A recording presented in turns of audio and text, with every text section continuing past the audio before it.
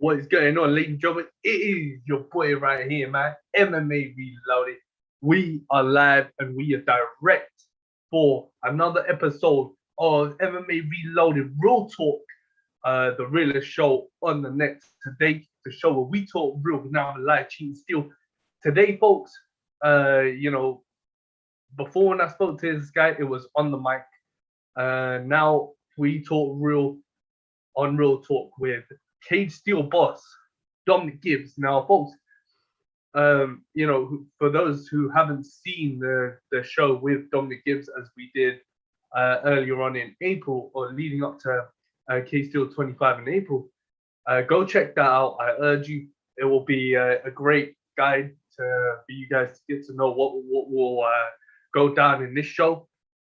So, folks, Dominic Gibbs owns Cage Steel, one of the most premier regional scenes here in the UK, and they are returning to action with the fans back in attendance, live from the Doncaster Dome, Cage Steel 26.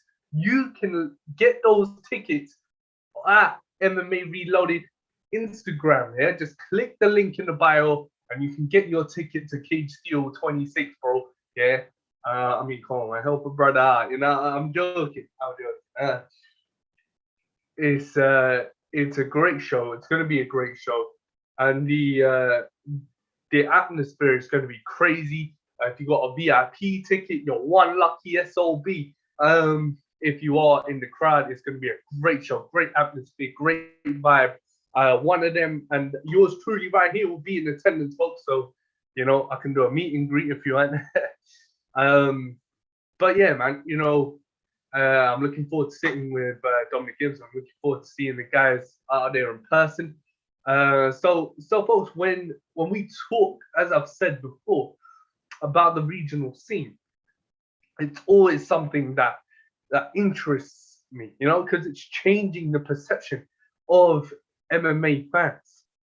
MMA fans don't really pay attention to amateurs that much, and you have guys like myself, Emmanuel Thompson from the Prospect MMA podcast, Eric Skier, Richard Wright. We are, we assist Cage Steel, Almighty, Battle Arena, Clan Wars, promotions like that to get fans to know who these young prospects are, who the amateur MMA stars and standouts are, who's coming up right now in the UK. That is one of the beautiful pleasures of doing this, man, is that I get to sit with the brightest talents in mixed martial arts today, and kickboxing. It's one of those things, folks, that you never know. You're sitting with the brightest rising stars. They're climbing the ladder. So it's they are fighters and they are people for you guys to get to know, for you guys to watch. They urge you. If when you see them on a show, you're like, wow, who is this guy? It creates that curiosity, right? So yeah, folks.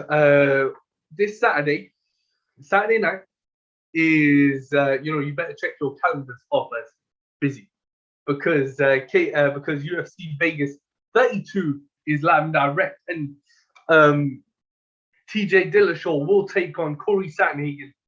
He returns after a 2-year layoff against a surge rising number one contender in Corey. There is no doubt in hell in my mind that Corey Sandhagen deserves the opportunity to face the winner of Peter Yan and Aljamain Sterling for the belt. Ain't no doubt he's earned it.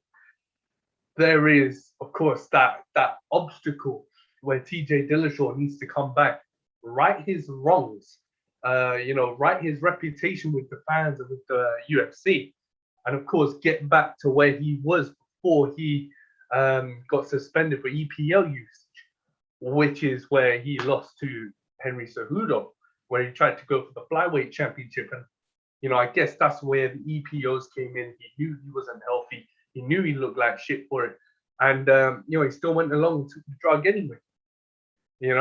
There is always risks. There is always there is risks. There may be reward if you win that fight, but the risk is greater than the reward. So that means you never fucking take any substances before a fight. Do this shit naturally, bro. This is what this sport needs, and this is what this sport is built on. Is being a fighter. Performance enhancing drugs are. It depends on the fighter how much you're taking, and USADA and the NSAC, they're gonna be up your ass, and they're gonna have two fingers right up your hole searching for any substance that you take. So, folks, with that being said, it is still one of the most anticipated main events in UFC bantamweight history. It is one of those things that will the returning former champion, will the returning former great, reclaim his spot at the top of the division, or will the surging number one contender prove to the bantamweight great in Dillashaw that a lot of things have changed in 2 years? This ain't the same division that you left as champion. Corey Sandhagen needs to prove, and this is the stage for him to prove it, why he deserves this shot. And TJ Dillashaw is a perfect example for why he deserves this opportunity. Because we know what Corey Sandhagen can do. His moves, his dynamism with his striking, excellent submissions. This Corey Sandhagen is the best. He makes you take notice of it, and he will explode like a cheetah on your ass if you give him the opportunity. So, folks, of course, I am sweating bullets right now. It is 30 degrees out here in the UKG. This is a fucking baker. I am baking. Shaker the baker. I am baking, folks. So, but that don't stop me. It does stop me, from doing the shows. So, folks, once again, this is MMA Reloaded Raw Talk, episode 55. If you're just joining us, thank you for joining us wherever you are. Happy Eid Mubarak to all my Muslim followers. Eid Mubarak to all my Muslim followers and all the Muslims out there, man. Really, I hope you have a blessed day, man. So, folks, of course, it's time for the particulars. So, folks, we're gonna do the particulars right now, and we're gonna get Dominic Gibbs on the show, folks. Hopefully in the next 10 minutes. So let's get this on.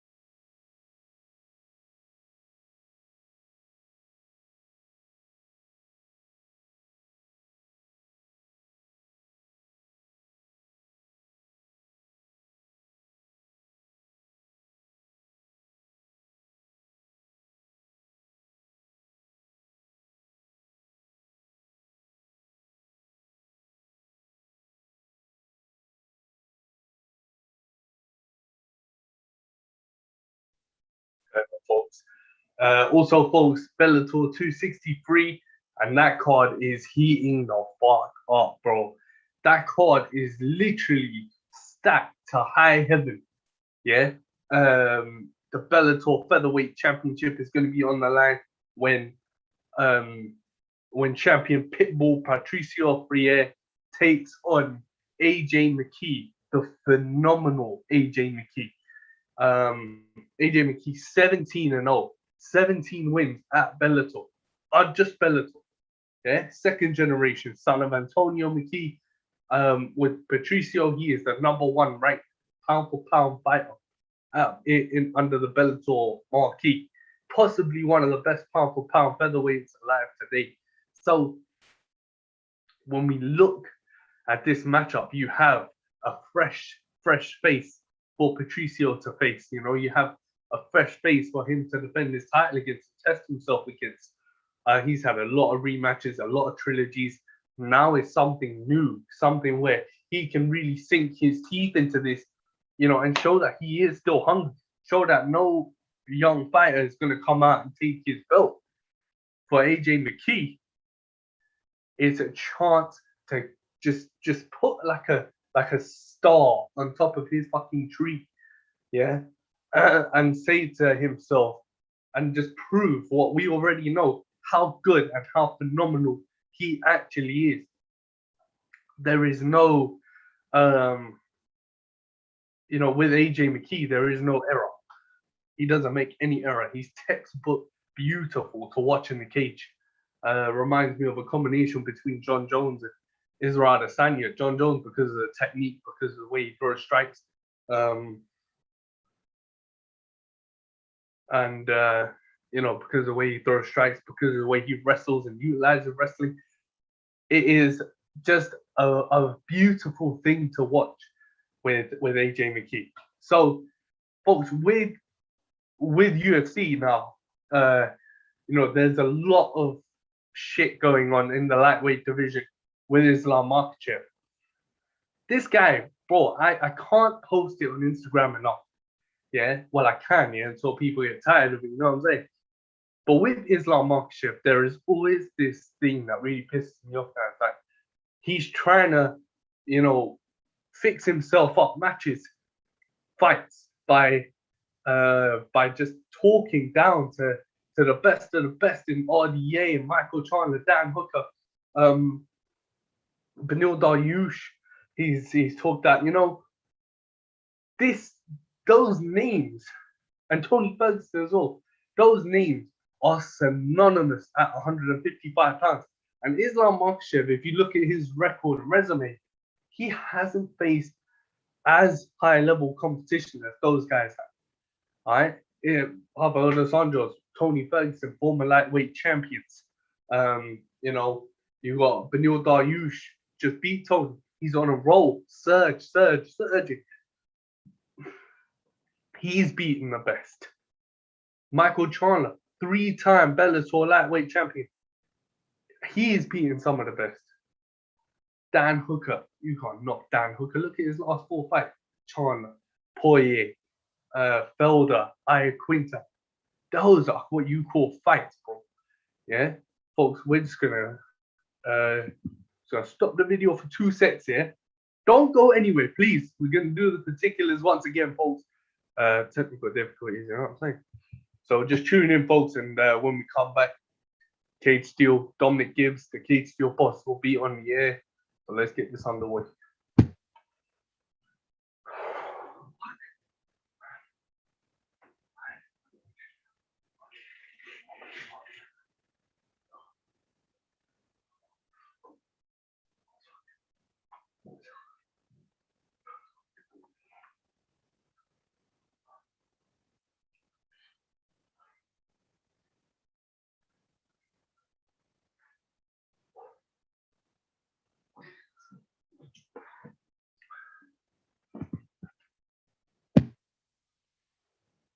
Going on, folks. So you know, when we get closer to now what is going to be UFC 265 and Derek Lewis versus Cyril Gane for the heavyweight championship as well, there's so much build up, so much controversy on that as well in the heavyweight division. I think UFC just surrounded itself now, man. Back to the controversial stages. But it's one of those things that it's one of those fights that sort of interests you and intrigues you a lot because you never really know what could happen, and you never really know what could happen and how it's going to happen when those two meet. Yeah, on paper, Cyril Gane, the more textbook striker, the more technical, better fight IQ, but Derrick Lewis that experience, that for being a genuine knockout artist, legit power, and he has knocked out the best. So what we're gonna see is two titans stylistically go to war in that one, and the winner will be the interim heavyweight champion, which is where I know, fans have a problem with that. Yeah, with this fight, is that it's for the interim heavyweight belt. You know what I'm saying? Like, don't get me wrong, I have a problem with that too. But you're telling me, yeah, that that Cyril Gane versus Dustin Poirier, that Cyril Gane versus Derrick Lewis doesn't intrigue to the slightest. That shit intrigues me 110%, bro. Because will Cyril Gane feel the power of Derrick Lewis? Will Cyril Gane stay on the outside and piece Lewis off? You never know, man. You never know, because it's one of them fights that is so unpredictable. You know what I'm saying? And then, yeah, man, we go back onto the lightweight division. It's one of those things where you can't really you can put so many matchups together in the lightweight division as well. I said, folks, if you saw my last Instagram post regarding Islam Makhachev callouts, I said, put Islam against Rafael dos Anjos, because in the rankings and logically, it's practically the most logical fight you can do. Tony Ferguson, yeah, versus nobody yet.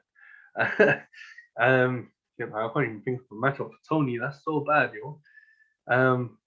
Tony Ferguson versus Conor McGregor, I would say. Then I would say put Beneil Dariush against Dan Hooker. That's a good fight. Then, yeah, man. Then you got Chandler and Gaethje. Do that.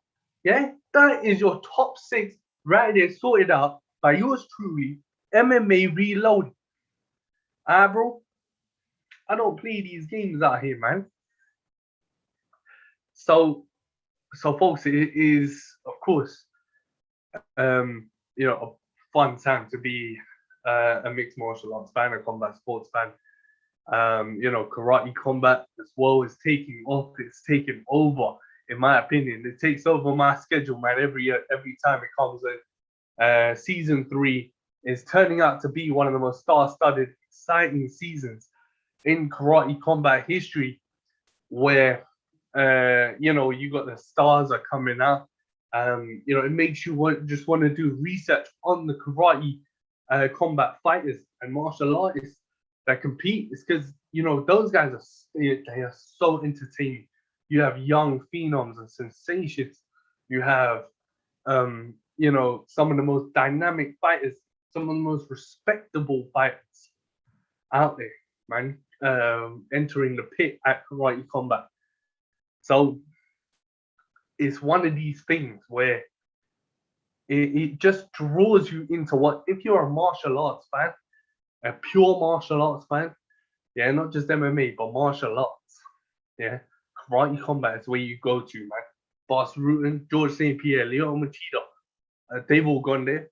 You got the president, Adam Skolvach, and you got just, the Shmo even. They should have MMA Reloaded over there. They're not the Shmo G. Come on, man. But yeah, man, it's always going to be, it's always an exciting show when you watch karate combat. And when you do have that time, folks, yeah, tune into our Instagram, man. We got some great karate combat highlights. It's just a great show for karate fans, martial arts fans, and it's just something that you're gonna enjoy watching. That's for damn sure. So, folks, we are just about set. We're just about ready. We're just about live and direct to go live with the Cage Steel boss, Dominic Gibbs. I'll just wipe this sweat off my sweat off the brow first, bro. It is hot as fuck, yeah, out here. So, folks, as I said before, we're sitting with Cage Steel boss Dominic Gibbs ahead of Cage Steel 26, August 21st, live from Doncaster Dome. Yours truly will be in attendance. You're gonna see some great fights, all-star shit right here, man. That's what you're gonna see. You're gonna see battle-tested veterans, young prospectual amateurs with unlimited potential and an unlimited upside.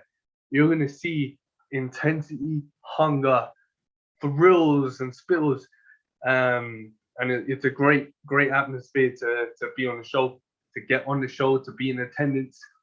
So, folks, buy your tickets, man. They're live and direct on the on my MMA Reloaded biography. So you just click on the profile, click on the bio, link in the bio, which is my affiliate link to Cage Steel, and buy your tickets over there, folks. Yeah, that is it's a show. It's one of them shows. Yeah, now that the fans are back, you're gonna expect something real special, man. That's no doubt about that. So, folks, we're gonna resume. We're gonna take a little interval. We're gonna resume when Cage Steel are live and direct with us. So, stay tuned, folks. Stay tuned.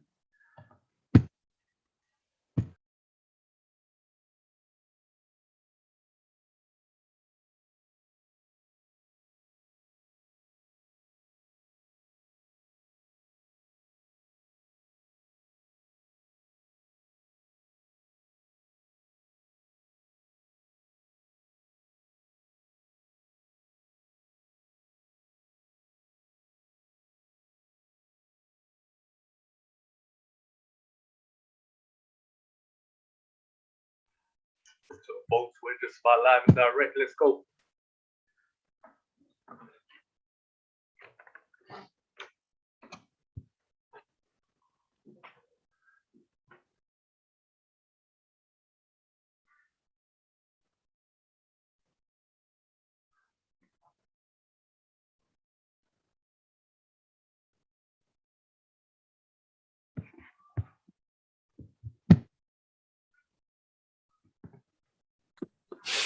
Hey, Dom. Hey, how's it going, man? How you doing, pal? Yeah, I'm well. Thank you. I'm enjoying the weather out here. Oh wow, it's red hot, isn't it? It's baking. It is literally baking. I hope you're not sweating bullets like I am. Man's not hot. Even though I've got buttons undone. That's all right. That's cool, mate. As long as you're not wearing a jumper and a jacket and stuff, man. Jacket's hung up low. Jackie got binned off today.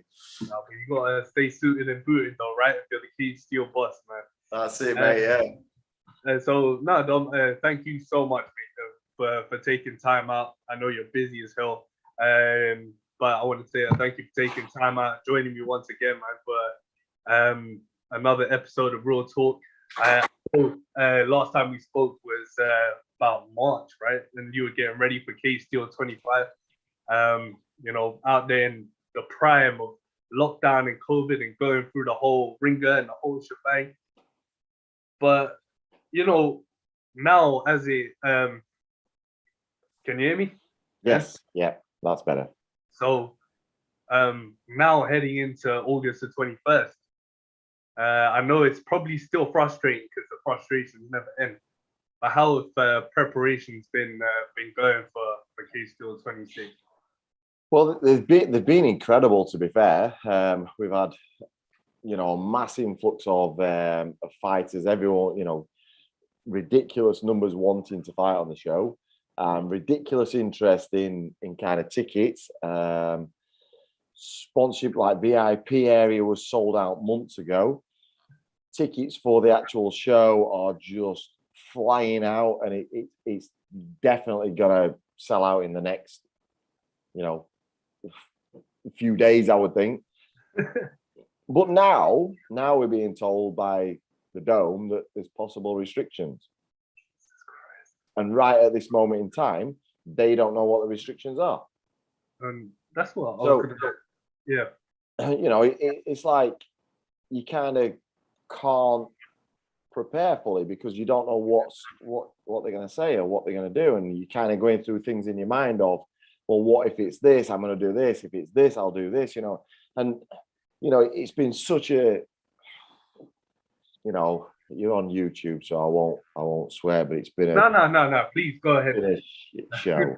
You know what I mean? It's the whole government guidance has been terrible at best. You're safe sat down at a table, but you're dangerous while you stood up. And I really thought people talked about Freedom Day, and it's like, yeah, all right, whatever.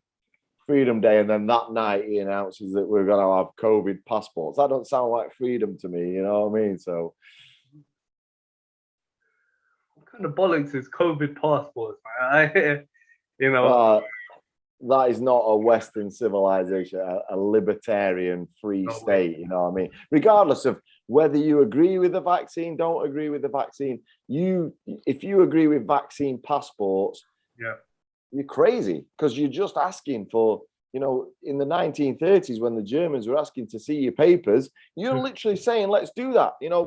My grandfather put his life on the line to fight the fascism and say, we don't want to stop on the street and people ask us for our papers. We want freedom. We want to be free in a libertarian society. And everyone now, if you agree with COVID passports, you're just asking for trouble, It's like they're designing things to do it, the whole football team with the racist comments. No one should have racist comments sent to them. But if you ask for censorship, freedom of speech goes. And it's like they're just designing these things to literally put us in a state where we have no freedom of speech, or it's censored of what we can talk about. You don't want people listening to what you're saying and cutting the video off. Look how many people have happened on YouTube, had videos cut off, and it's okay while it's in terms of what you agree with, but what happens when it's not, and who agrees, who decides? Dangerous. That's rant over. It is frustrating, it is really frustrating, because you just can't plan for anything, and it's like we're 4 weeks away on Saturday, and we're still not being given any kind of guidance. But when you chose the venue and you were like, all right, cool, let's do it at the Donny Dome. Did they hint at anything that may lead to restrictions, effing up plans and all that kind of stuff? Well, you've kind of been in this situation for a long time. We did a March show, and we had a July show planned, which we moved on the night or the next week to August, and then we had a December show. It was like, oh, we'll do August. No, we don't do August. We'll definitely do December. Yeah, we didn't do December. We'll definitely do March. We didn't do March. We had to make a show up in April and do it in a warehouse, because Doncaster Dome were like, oh no, they basically turned their whole place into a COVID test and vaccination center. So they were making money out of taxpayers' dollars, if you like. So, and then all the way along, I've been saying to them, what we're saying now. Bear in mind that they are still council orientated. So I've been saying, what do we think? What's the best guess? And they get kind of information ahead of everyone else, because they're in with all the NHS and the directors of health and stuff. And they was like, listen, we'll get free, maybe not June, but July, and you'll have your show in August, and we'll be cool. So that's where we kind of work to. So obviously we put everything on sale as we were told, and then they've gone, it's possible restrictions. what we're talking? I don't know yet. It's kind of daft because, you know, if they were informed about possible restrictions, they would have told you beforehand, right? They would have told you earlier before you actually, you know, put as many tickets out on sale and, you know, planned it out the way you have. Yeah, of course, you would have expected a bit of a earlier notice. Yeah, but you know, it's such the events industry right now is probably one of the hardest kind of events, and hospitality is probably the hardest industries to be in. And just getting kicked from pillar to post. You know, pubs have been told, oh yeah, we'll let you open on June the 21st or whenever it was. So they stocked up and they got everything ready and they've put perspex screens up and they put all the kind of restrictions in place. Oh no, we're not letting you open now. We're going to open there. And it's like, you just can't plan anything. That's the hardest thing. So as far as I'm concerned, we're going ahead as we are, August 21st, and we'll work around whatever we have to work around. So we'll see. I mean, I'm always there to help you where I can, mate. Thank you. But you know, when we come off April the 10th and you come off Cape Steel 25, and of course, you know, like you said, it was in a warehouse, no fans. You know, it was like it was your first show back in that era where COVID was actually taking a chunk out of everyone's soul, if you will. How, you know, when you look back at that experience and you look back at that event, what do you take away from that as a promoter? There's kind of good and bad. I mean, if you look at it from a purely financial point of view, you'd never do it again, because I lost a lot of money, but I always knew I always kind of expected to lose a bit of money. And you kind of never know how much. And everyone's saying beforehand, the supports, oh yeah, you know, if you put it on, we'd definitely buy pay-per-view. And then you don't sell enough pay-per-view. And so from a financial point of view, anyone else thinking of it, don't do it. You know, something has to kind of change. We've got, look how many people bought the pay-per-view for Conor McGregor. They all want to watch Conor McGregor, but they don't want to watch the people that are the next Conor McGregor. Conor McGregor started in kind of cage steel shows.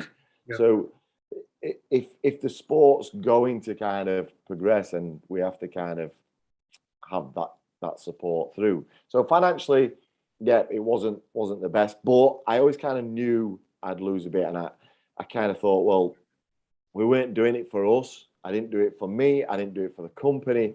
I did it for the fighters and the fighters who got signed and the fans and people like you. That there was just nothing going on. So it was like, right, we just have to lead on this, and we have to do it, and we have to kind of be brave and lose some more money, even though we've not earned anything for 16 months. So yeah, that was financially. It was a very difficult show to do because of massive restrictions. Council, police, you know, we were under so much pressure to get it done right. We did it right. We were inspected on the night. The council, the police turned up. They were happy with everything. They signed everything off. It was really cool. I hated the point of view of how we had to kind of treat fighters. That's not what we're about. We weren't allowed to give them any water in changing rooms, any fruit. The changing rooms were gazebos outside. Like, it was snowing at one bit, hailstone. I was like, this is ridiculous. I literally hate it. You know, positives. I loved commentating. I thought it was sick. I know you did.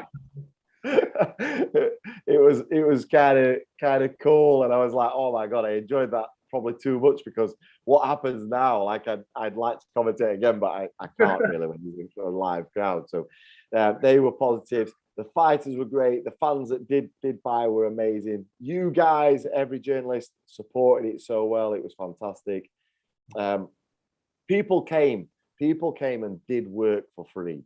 People reffed, they judged, they did it for free. And, you know, I can't thank them enough, because I lost enough money as it was. So they kind of gave them to obviously push the fight world forward so that we kind of all have something to come back to. So they were kind of positives, you know, seeing the human element of how people help. There was somehow I was going to say something else about the good stuff. You know, there was kind of you know, quite a lot of kind of interesting things on the day. And like I said, the fighters put up with some proper crap and smiled. They smiled and they were cool about it, and no one was a divvy. You know, I mean, everyone was really sound about it. So, yeah, you know, it's really weird not doing a crowd, and we've seen it like with the UFC. You know, when they started it, it was like, whoa, this is weird. I had people like Adam Bramall who literally got out of the cage and said, I'm never doing that again. Yeah. He hated it, literally hated it, because he's an entertainer. You know, and as he says, I don't fight to win, I fight to entertain. So having the crowd there to support him was a massive thing for him. So, yeah. When you talk about, you know, literally people doing work for free and, you know, that kind of stuff, and you had referees, you had judges, you had the fighters, and all people have to do is really just look at the fights and the performances. You know, the hunger really never went away, despite COVID and all the BS. So hey, listen, the fighters wanted to fight. You know, they we had 100 fighters within 24 hours. They all wanted to fight. You know, and you know, I'm not saying that the fighters did it for free, but they did it for kind of a lesser deal, if you like. So they wasn't paid as much as they generally would. But like you say, you wouldn't notice that in the cage. They was all out. They wanted to entertain still. So it was cool. That side of it was really good. What does that loyalty mean to you? I know you said you can't thank people enough for what they've done and how they help you during that event. But for yourself, Dom, and of course, as a promoter, as an owner, you rely, of course, you know, you love that loyalty. People support you, right? And what did that mean to you personally?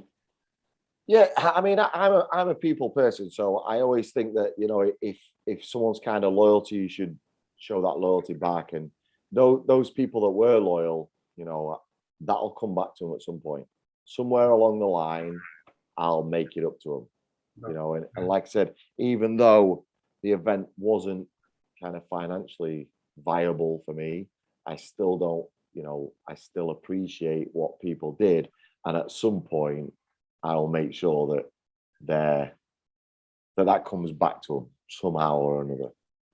So, you know, you never forget those people that are loyal. And don't get me wrong, there were some people who,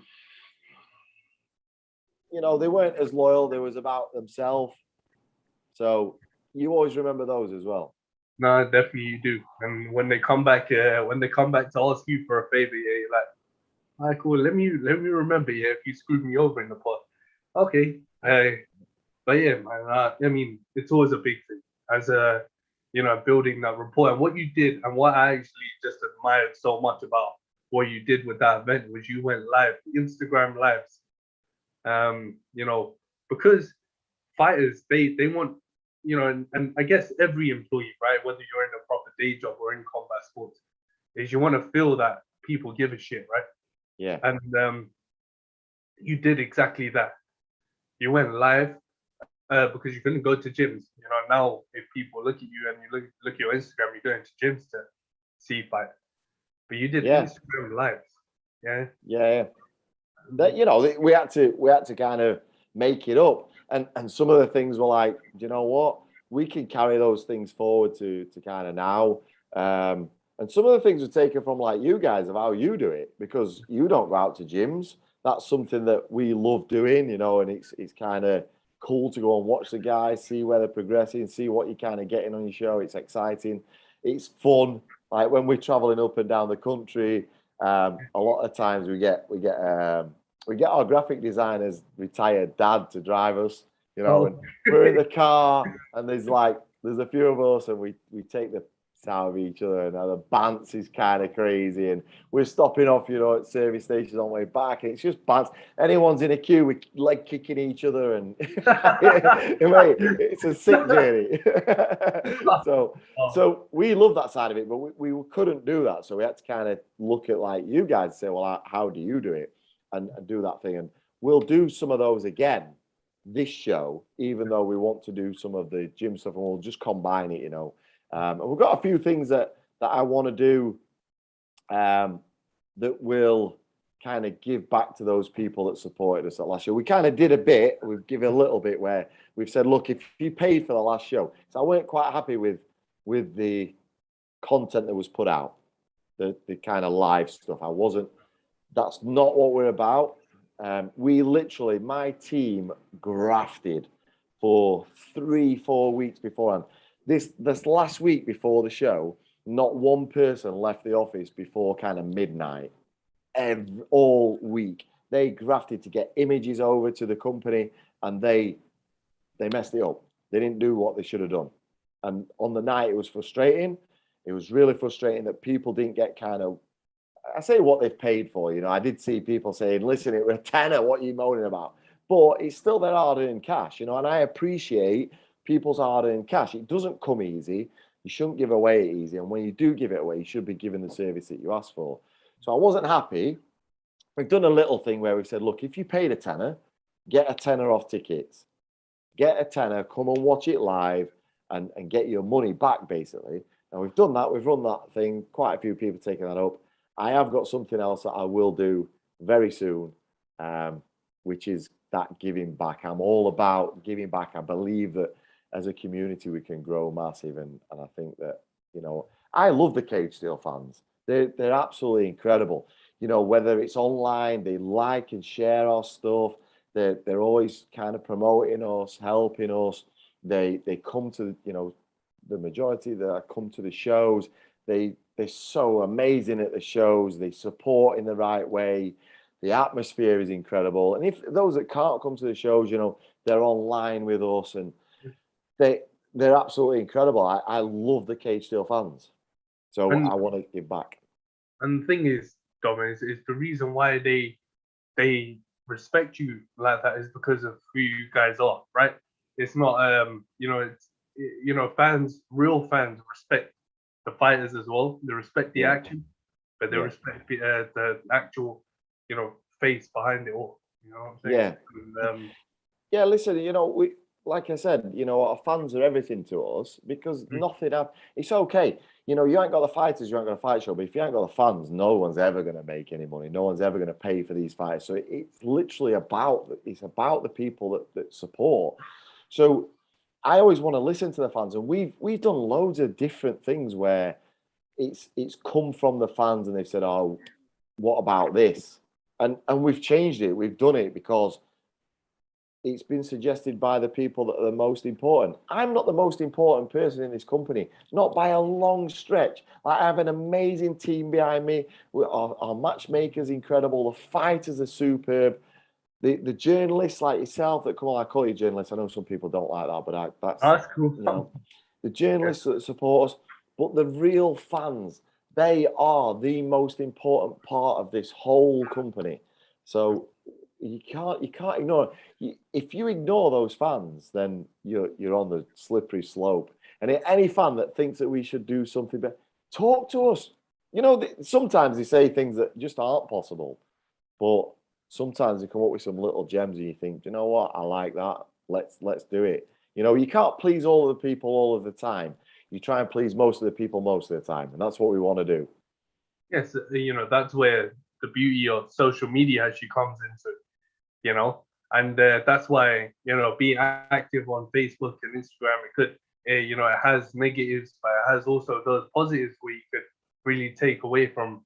If a fan actually, if you have a fan that cares, they will, and you post stuff like, what do you take away from that event or that event? It does. Yeah, I mean that's just that's just the beauty of social media, right?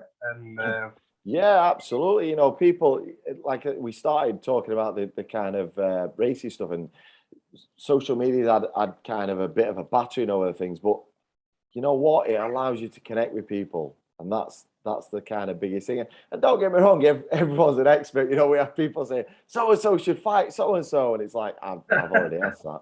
I've tried to make that happen, but it just didn't work. And you kind of can't go into negotiations on contract talks. But you know, we do kind of try to do this, and I see it all the time. And you know, you see it a lot with Dana White, and I think everyone's telling Dana White who should fight who, and it's like he hadn't ever thought of it. You know what I mean? But you know, I just love it because they're interacting with us. We have a Cage Steel Insiders group, which is a Facebook group. Are you in? Yeah, I am. I have indeed. Good man. Good man. That's a lovely group that I want to do more with, because I think fans talking not just to us but to each other is important. I want that community. You know, that's the kind of thing. So listen, if you're in the Insiders group, you're watching this, you're in the Insiders group, and you'd like to see something in there. If you don't want to put it, message us. Let's grow this community. It's amazing when you get that kind of. I mean, our social media is busy, like really busy.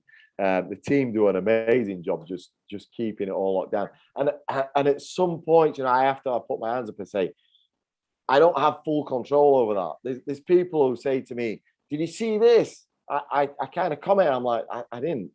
And like one of the funny stories is my mum comments as though she's sending me a message. And I don't see it, you know, because it's all lost in somewhere. And she'll say, "You didn't reply to my message," and I go, "I didn't get a message off you." I did, and she's put it in like a comment on a post on any post somewhere, and I'm like, I didn't see that, you know. It's superb, you know. I just think it's funny. I just love, you know, my team have to kind of come to me. They have to let people know. Listen, we'll let Dom know, and they tell me stuff, and it's great, you know. When your team pop in your office and say, "So and so's commented, they've said this," it's like, oh, that's superb. It feels good, you know. Like I said, it's not feels good like in a kind of ego. No, it's that I love everyone doing that. Like I said, I'm probably one of the least important people in this company.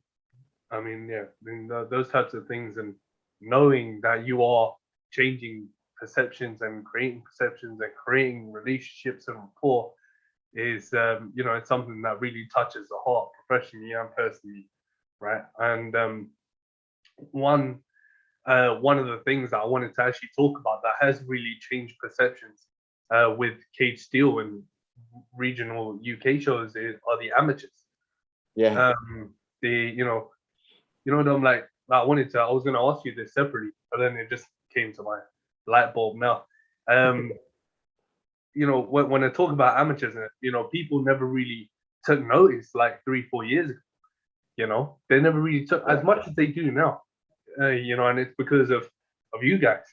You know, shows like you guys. You know, because amateurs have center stage your shows, and they've been like you know, some shows. You know, people talk about, you know, the amateur MMA, and that I guess it ties in with the community on social media, is because, you know, that's where people love to you know, change other fans' perceptions, or you create perceptions of this sport, you know. And do you think that's why social media is so good, because it has that ability to create and change people's, you know, train of thought, you know, and open the mind a little bit more? Yeah, so to take the whole point about amateurs, you know, it's a lot of credit to the kind of people that were first in as amateurs. They were the pioneers, and they set the route for this with no social media, with no kind of backing, with just raw talent, if you like. But the talent pool now is because they've kind of progressed, and now you can actually. So when I was younger, you learned Muay Thai, you learned Brazilian Jiu-Jitsu, you learned wrestling. You can actually go into an MMA class now. So the people that progress through from amateurs to pros have now become coaches, and they're passing on that knowledge in MMA classes. So these people are learning, and they're learning the art better. Look at the talent within the amateur ranks. It is incredible. So everyone within the sport should take a little bit of credit for this. This is I there's no way that I'd go, oh yeah, it's because of people like Cage Steel or anything like that. It's not. It's the community. It's the people that started that and took it through. It's now the amateurs that are so like obsessed with training and they want to be the best, and they understand, because like the younger people understand social media more than anything. So they understand about pushing their brand. Everyone sees Conor McGregor, and whether you like him or loathe him, that boy spins numbers, and they understand that they have to. You don't have to go and throw a sack barrier through a window, and you don't have to call someone's family and call their religion or anything like that. But you have to be seen on social media, and it's about the full package. If you're going to do it all, you've got to do it all. And if you notice, a lot of the amateur guys now are professional in their amateur career. Yeah. And that's it. That's what's done it for me. The amateur game has changed into more of a professional outfit. They're wanting to fight the right fights, which is great. They understand that their amateur career gets cut, and when they move on, they need to have learned everything they can. It's an apprenticeship, and they move on into the pro ranks, and you'll see the pro ranks building so big because these incredible amateurs have come through and created such an amazing pro kind of ranks. And amateurs have been kind of our lifeblood. They've helped us survive, because it's difficult to survive if anyone was to do a full pro show, where's that kind of cash coming from? So the amateurs have kind of been the lifeblood of our show and lots of other shows. So, massive credit to everyone who's been in amateur and come through, and now are passing that on. And now the amateurs that are so professional in their amateur, a lot of things that we're doing with amateurs, it's almost like dealing with a professional. They've got people that are managing them. They've got coaches. They're doing the right training. They're eating the right things. They're getting sponsors. I love it. I get excited about this stuff because I believe that it's growing big. There's something like 450 million plus MMA fans around the world now. That makes it the third biggest sport. So football, soccer, because it's an American institute, they did the study. So soccer and basketball. Is it basketball or baseball? No, baseball. And then MMA. And it's like, that's a big pool. It's a real big pool, and you got big shots. You got big shots swimming in there, for sure. Yeah. And it's great. It's great that, like yourself, you've just identified that is such a big part of the game.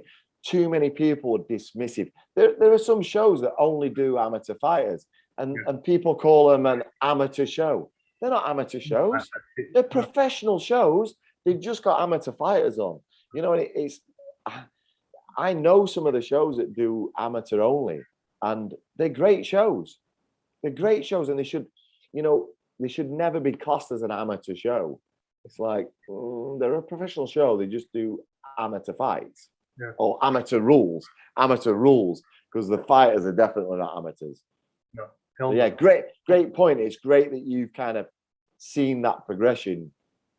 So, when I had the chance to, because I'm gonna be honest right now, Dom, when you gave me the opportunity, this was actually the first time I've gotten to know amateur MMA in the UK. So, because the first exposure I had to the amateurs was in the States. Right. And so now knowing in the UK, and it's just like you said, is they're professional in the amateur career. Yeah. Now, putting that into perspective, is these kids are like, you have the youngest being 16 and you could have the oldest being 24, but the maturity that comes out of these kids is amazing. Yeah. It is literally amazing. And it's like you say, they're ambitious enough to build it for themselves.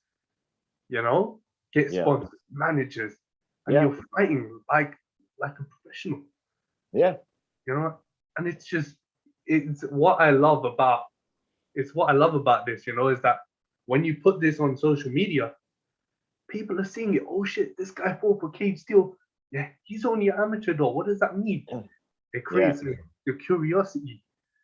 The more you know, the more you want to. That's what I found. The more you kind of dig deep and you look at these people coming through, and there's some incredible amateurs in this country. There's some incredible amateurs across the world. Don't get me wrong. This country's turning out some great fighters. And some of the amateur fights you're coming up at Cave Steel 26, like guys like Muji Ahmed versus Musa Christian. Mate, how is that not a professional fight? Like that, those two guys are ridiculous athletes. Ridiculous. that is one fight that I, as a promoter, I'm paying to come in. Definitely, 100%. Muji being undefeated, and you're Musa, who's an animal. Yeah, 6-2 in his career, and the guys are beat. And then you got Stafford Swainston coming back, and he's one of the amateurs in the UK, and he was a Cave Steel champion. It's things like that. It's like you said, that type of vindication, them type of fights, is what creates that the excitement amongst the fans. Our job is to tell the fans who these people are. Yes.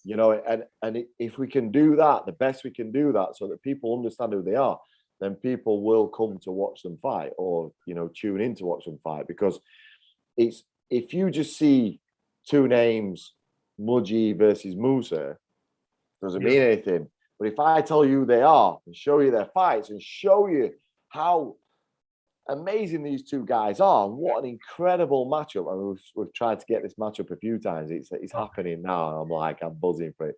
So, like you say, Musa's a beast. Muji's he's so obsessed with his training. He really wants to get to the top of his game, as Musa does. I mean, Musa lost his last fight and sent me a message straight away saying, "Sorry, mate, I'm disappointed in myself." That they're after it. If they're apologizing to the promoter for a bad fight, it's like, it wasn't a bad fight, but they believe that they performed poorly. So you can see the level, and it's up to us to tell those stories. Oh yes. And I know, for 25, you had it took you were planning this fight card for a hell of a long time. It was coming together one fight at a time. 25 fights, 35, 25 plus. Was it the same? Was it a similar thought process going into this one, or because of a little bit more leeway with the restrictions, was it a bit easier to put it all together? As I said, again, everyone wants to fight. Everyone's being held up. These are young people whose career is a short career, and they've had a big chunk of it taken away from them, literally stripped away from them. So we kind of have to look at things about what the future is, and whether that's going to be lockdowns again, or we have to make it work somehow. We have to make it work as a community. But putting it together, there's 100 messages a week of people still wanting to fight now. It's I always say that my inbox blows up and I pass them on to Danny. So, we did the live stuff on Friday at AVT, and I got Danny up and I said, look, my inbox blows up, and I tell him to get in touch with you, so yours must be absolutely mental. And it is. I get phone calls in the middle of the night on Facebook Messenger, 3-4 a.m. from people around the world. Their time zone's different, and I'm like, who's this? I'm like, hello. And they're like, I want to fight on your show. Like, oh, shit. We can't even bring fighters in. We daren't sign up to kind of international fights, because who knows if today it's a green country, tomorrow it's a red, and it's quarantine, and I'm sure we'll get over that. But like you say, putting it together, it's never, nothing's ever easy. Don't anyone out there thinks putting a fight card together is easy. Danny does an incredible job of matchmaking. We kind of go through quite a lot of stuff. It isn't easy, and you kind of have different levels of problems. So your problems are we've got 300 people wanting to fight. Who do you pick? You know, it's just a different problem. Yeah. But you know, as I so many say, fighters who competed at Cage Deal before and they made an impression, and you want to give them another run. yeah, You know, as well as you have quite a few debuts as well coming on this show, both at amateur and professional. yeah. So when you see someone, Dom, making their debut, and you know, as from a promoter's perspective and from a company perspective, what really goes through your mind? You know, is that something you sort of look at beforehand, who they are before you pick them to come on the shows? Or I know Danny does a matchmaking. Is that Yeah, you know, we obviously discuss. You know, we're always chat, usually on voice note, little voice notes as we go along. Oh yeah, yeah, because there's just so much to kind of communicate. You'd be on the phone all day, so we do little voice notes to each other, and we kind of look at who, you know, if you say, like you say, if they're making their debut, it's more difficult for the amateur guys because they're making their debut. They've never fought, so you kind of got to look at it. You know, at Cage Steel 25, Mim Grubb versus Amy Devance. Yeah. Mim came in there, never stepped foot in a cage in her life. Beforehand, if you'd have seen her before the fights, like we'd closed the cage off. We'd done all the COVID stuff. We'd sprayed it all down. They're in the cage. I'm like, what are they doing in a cage? And I realized that Mim had never stepped foot in a cage. She was really scared. And I was kind of feeling for her, and she performed amazing. Like you won't believe it that was a debut. So you can never tell with debut fighters. And don't get me wrong, over the years, I've seen some people that are incredible in sparring and training and fall to pieces in a fight. You know, their debut's terrible, or the other way around. Their technical ability is not good, and they're just a beast in the cage. So you never know with kind of amateurs making a debut. So you just got to see and watch and know that that's potential of the sport growing. I know the pro fighters making their debuts is, you know the guys, especially if they've been on kind of Cage Steel and have come through. Yeah. And you know, one of the hardest things for me is I love them all. And Musa versus Mudgy is a horrible fight for me. It's an incredible fight, and I know that for the fans that is an incredible fight. But personally, I love both of them, and I find it really difficult to kind of separate the. I know one of them is going to have a loss on the kind of record, and it's really kind of difficult. And I just find that the majority of people within this sport, you know, they come through martial arts, the respect and discipline's there, and I get to know them. I go out and interview them. I get to know them, and I just think they're incredible people. And then you have to watch them fight someone else who you kind of got to know and you love, and it's, you know, I was commentating and like thinking, I don't know how I want to win this. You know, I don't ever have kind of a favorite. And you know, some people think that as a promoter, you've got that kind of business head on of, oh, well, Musa lost last time, so Musa beats Mudgy. There'll be a rematch, you know. And I never do that.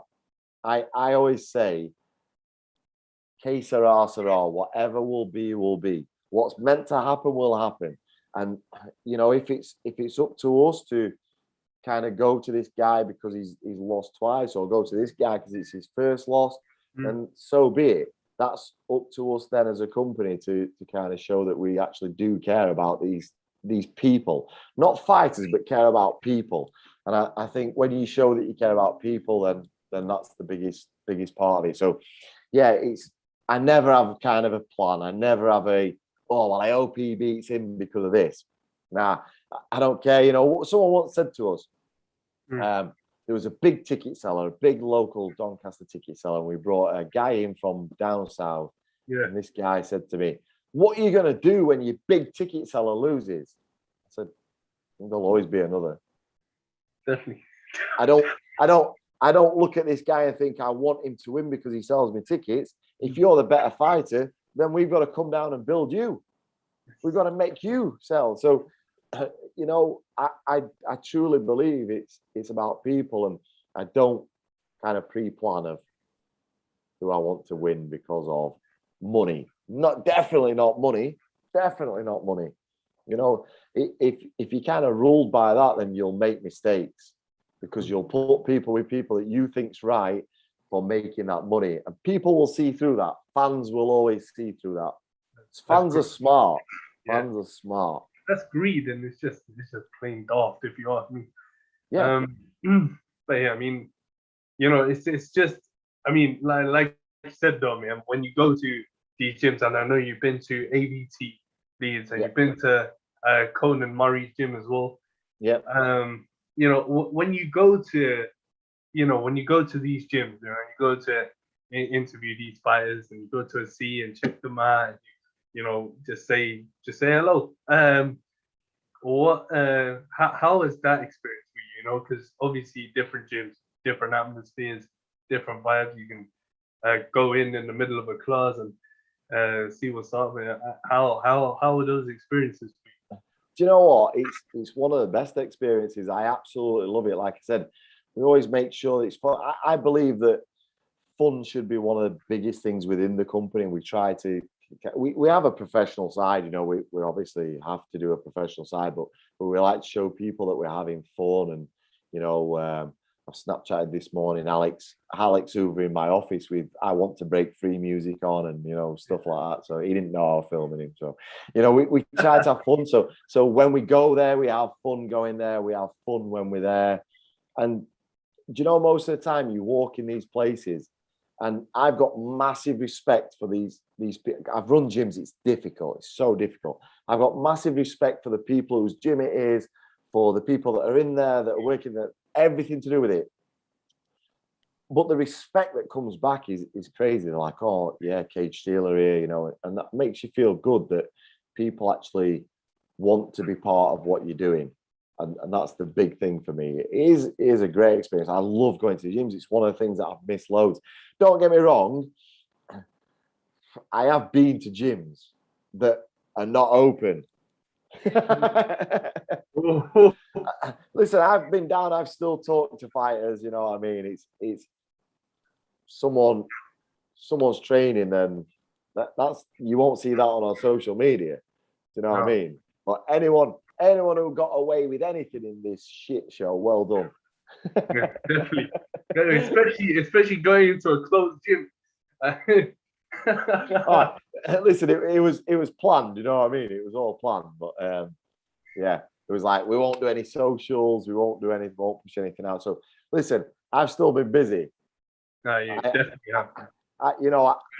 I kind of pride myself on the fact that I will be busy. I will work my damn flipping self to the ground. I will do 18 hours a day, 6 days a week, and some on Sunday. And that's the thing. You know, I don't sleep much. I get 4 or 5 hours a night in. Lately, I've had 1 hour and 10 minutes the other day. I got to watch 1 hour, 10 minutes sleep. And do you know what? Doing this stuff, I'm talking to you now, I'm like buzzing, I'm like so alive. You know, after this, I'm going to teach Muay Thai. I got there. Hey, I'm high on life, and it's like I don't kind of need much sleep. Don't get me wrong, it catches up with me every now and again, and this is what Sati's for. 8 minutes skip on there, and I'm buzzing again. 8 minutes skip. Folks, if sleep is catching up with you, ladies and gentlemen, find the sofa. 8 minutes and you're cool. So, and Dom, that's one thing I never knew was that you teach Muay Thai, right? And yeah. So do you know what? I did it because a friend's gym, DMAC, that sponsor us, they had a Thai coach go on a management secondment for 3 months. Yeah. He asked me to get him a Thai coach. It was very difficult. No one wanted to travel on the M62 on a Friday night for 1 hour for 3 months. So I said, look, I'll cover it for you while this guy gets sorted. 2 years later, I'm doing Monday, Wednesday, Friday. you know what? You know what? I love it. I don't do it to get paid. I don't get paid. I don't get paid. I do it because I love it. Martial arts has given me a great life in terms of giving me the respect, the discipline, everything, all the values. This is why we're doing cage steel martial arts in schools. We're giving back. We want to bring more people, want more kids to kind of understand martial arts and get the respect and discipline. We believe it will build society and community. So this is my way of kind of giving back to the martial arts world. So, you know, the guys all the time has said, oh, I need to pay you. I'm like, do not pay me, because then it's a job. I don't want it to be a job. I want it to give back. So yeah, it'll be great tonight, won't it? It's been so hot lately. Like, no, these guys are going to be baking. They're going to be sweltering. It's been like teaching in Thailand. It's been crazy, but they love it. So, and I get a buzz out of seeing them progress. And, you know, people think that the students get everything out of that. Mate, as a coach, I get so much out of them people. So much. There was times, you know, even when I was teaching on Zoom, there was times during lockdown when even I would be like, not down, but kind of not up, you know, a bit old off with everything. And I'd go and just people on a screen like this, and we're doing stuff, and I'd say to them, guys, I can't tell you what I got out of that. Yeah, it's just, I was really suffering today, and I got your energy through the screen, and I'm now buzzing. So let's do this. So I love doing it. I can't wait. You know, I love to go and do it, and it's ace. And when you get to teach, you know, and you get that, especially now when you can go like in person and do it, and go to a gym and teach. Yeah, does that make because obviously you said you had sessions on Zoom as well.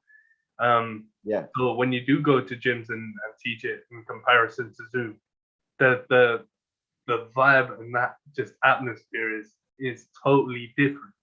Like being there like with the students, it's crazy. Yeah, I'm a people person, you know, and I kind of I get my energy from other people's energy. So when that kind of energy is buzzing about, then I'm at my best, and I kind of, yeah, I love meeting people. I love helping people. And Bruce Lee said the only way to immortality is to pass on your knowledge and learnings. So there you go.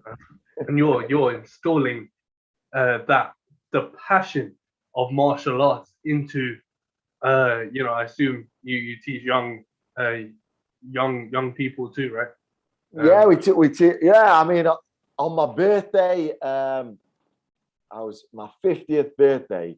Our head instructor of cage steel martial arts, he said, oh, he wanted to go on a sailing competition or something. And I looked at the day, I'm like, it's my 50th birthday. That means I've got to go into school and teach 32 8-year-olds.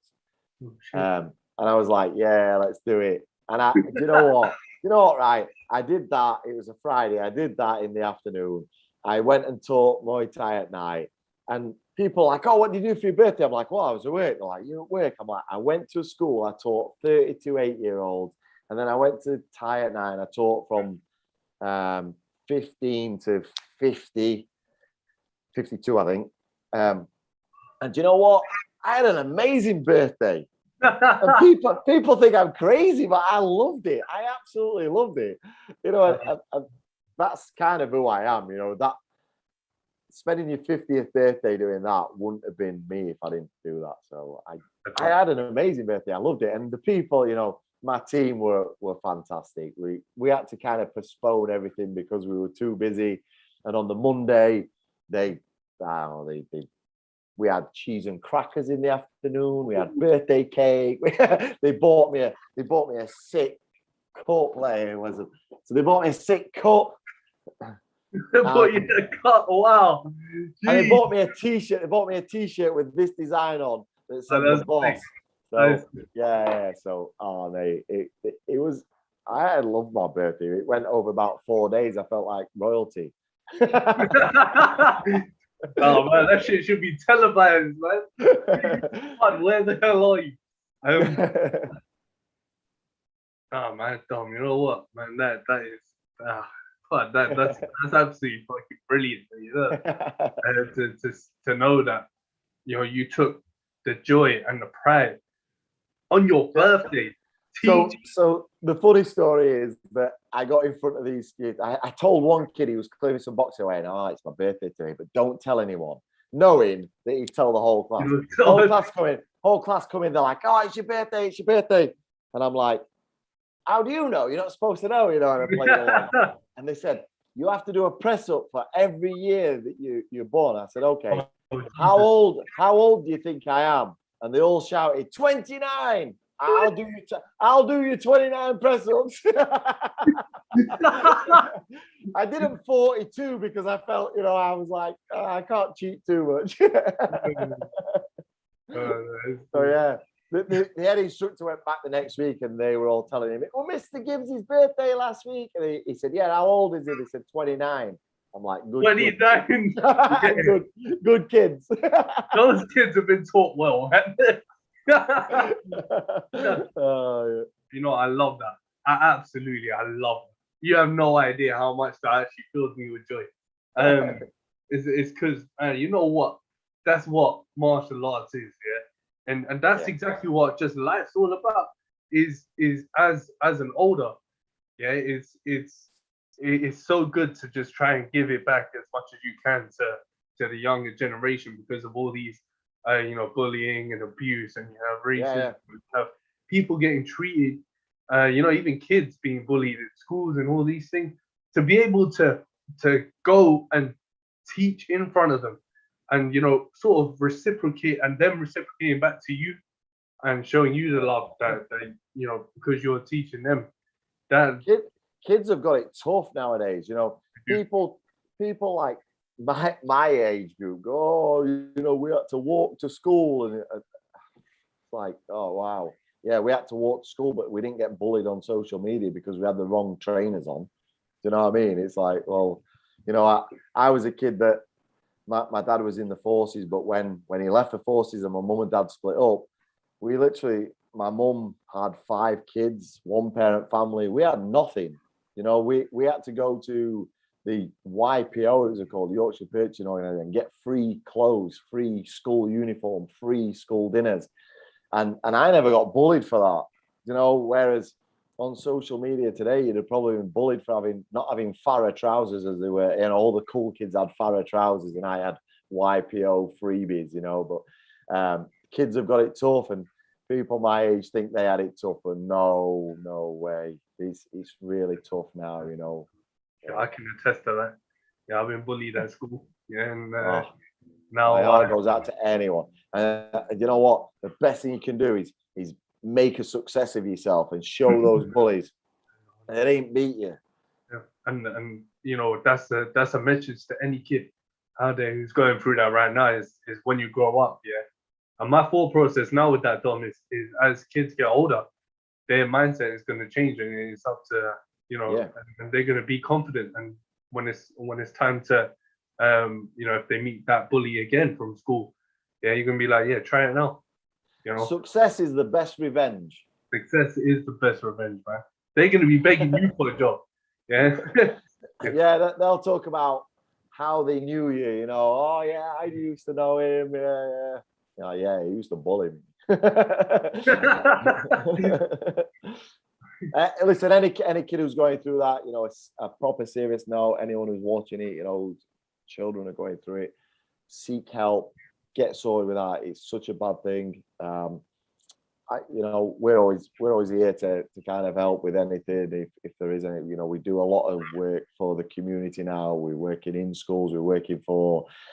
We're doing stuff with domestic abuse units. You know, teaching the self-defense to the ladies that work in the abuse units. We're doing so much in the community. If anyone does suffer, I'd rather get a message from them now than anything else. And I can tell you this. So, you know, it's only been about 6 weeks since I got a phone call and my nephew had committed suicide, a 25-year-old lad, and my sister's heartbroken with it. And, you know, if someone dropped me a message, I'd be there for them, whether I knew them or not. So it's serious now. You know, anyone suffering with anything like that, You know, drop us a message. If we can help, we will. Oh, I mean, it's bad, man. It's terrible shit. Yeah. You know, just stay safe, man. Stay vigilant, and that's what self-defense is all about, man. It's about installing the confidence inside young children and teenagers to you know, sort of build themselves back up. But yeah, no, don't. You know what? How come words now? I know, yeah, we kind of went a bit serious there, didn't we? You know. No, that's cool. That's cool. Now that's what it's all about. Now this is real talk, you know, and this is where we talk real. But Dom, once again, thank you so much for coming on the show. This is not Good Morning Britain on ITV or no shit like this. Yeah. This is you know, but I always love hearing them types of stories. I always love talking about that. I've talked about it with a lot of people about, you know, not only what goes on the outside, but in there. Yeah. Yeah. That's the important part. Yeah. That's 90% of your whole related life. Yeah. What goes on in your brain. But no, Dom, thank you so much. I'll let you get on. Listen, mate, everyone who's kind of podcast I go on, they always thank me for my time. But you know, I'm more grateful of your time because it's you guys that you make this possible. Do you know what I mean? It's like I said about fans of the beer. You're kind of the fans' voice, and you're there representing the fans. So you know, my respect for you guys is massive. You know, this whole community builds with the work that you do. And I just think it's age, you know, that we can have these chats. I love it. You know what I mean? I've been looking forward to it all day. I'm like, oh, I'm doing that. I'm doing podcasts tonight, you know. So listen, your kind of thanks to me can't be anywhere near as much as grateful as I am to you taking time out to talk to me. You know what? No, it's never the gratitude I have for you, not just for coming on shows and stuff with me, yeah, but just for the opportunity. Yeah, it is amazing. Yeah, and I can't really actually express that enough. It's like a dream. Keep doing what you're doing. You're doing a fantastic job, man. You started off doing this and you just build it. I love listening to your stuff. I love seeing your stuff. You know, like gangster music. I'm like, Alex said he's so ghetto or something like that. I was like, yeah, he's so NWA. He's so NWA. I put NWA song on your picture once. I love NWA. You know, they're my era, so it's all good. Keep doing it, man. I'm not sure about the shirt. Is that Paris Saint-Germain? It is indeed. Yeah. See that? I got that from the collar. You know, I actually got this in Paris here, so I'll never take that off. Yeah. Actually, the French are my friends right now because they're the ones standing up. People say they're cowards and surrender monkeys and all that, but I tell you what, they're standing up for their rights. So respect. Vive la France. My sister-in-law's French. I'm cool. But I'm a Liverpool fan, though, to be. Yes. Yes. I'm a Liverpool fan. But yeah, I'm glad we got that in common, man. And I look forward to actually meeting you in person. Jesus Christ. Yeah, dead right. August 21st, you've got to come. You're on the press list, so you've got to come down. Yes. Yes, it's going to be good. That's going to be great. Oh, mate, there's so many like people that are doing podcasts and stuff that are coming down. So you'll all get to meet each other, you know. And I always say there shouldn't be rivalry there. A rising tide floats all ships, you know. And if we build this community together, then it's great, you know. So I can't wait for that. People meeting each other. Me actually being able to shake your hand, brother. Yeah, man. Yeah, so great. Thank you so much, Tom. I hope you have a good Muay Thai class. And, I best get going. it's been enjoyable, man. I loved this, man. Thank you, Thank sir. you so much. Take care. You too, mate. You too. Have a good day.